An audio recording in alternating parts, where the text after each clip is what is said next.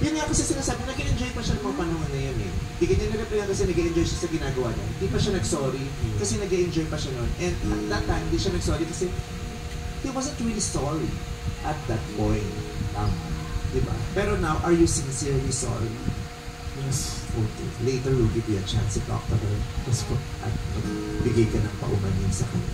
Para sa iyo din, para sa ikagagaan din ng loob mo bukod sa kanya. Kasi sabi niya, konsensya mo, di ba, inuusig ka. Tumagal ba yung ano niya? Jom! Bakit ba? Kailangan may panggugulang. Tumagal ba yun yung nalaman mo na meron siyang something? Tumagal yun bago ko yung nag-break? Ay, opo, tumagal po yun. Nag-stay po ako kahit alam ko po na niloloko niya. Hindi natin mahusgahan. Lahat tayo may ganun. Kahit mali na, tinatry pa din natin. Pero paano mo ba nahuli, Maria?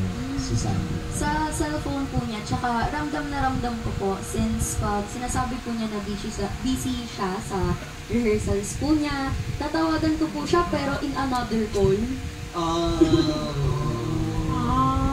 Doon pa lang po nagtataka na ako. Okay. Xander, kaya ka ba nandito? Kasi parang this is your way of saying sorry to Maria. Yes po. Gusto niya nang bumaba.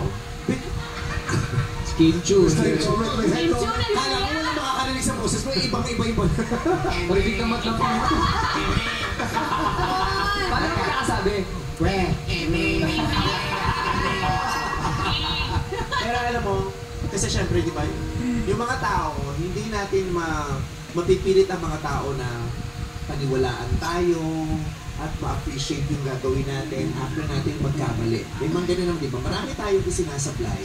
Tapos, pag dumating yung pagkakataon na sa kagustuhan natin makabawi, yung iba, pinagkakait sa atin yung pagkakataon, hindi na tayo pinagkakatiwalaan, hindi na nasisinsiran. Pero kung ano, kahit ano man ang sinasabi ng labas, kung talagang gusto mo mag-apologize, ito din. Kahit kunyari, kahit sa amin, feeling natin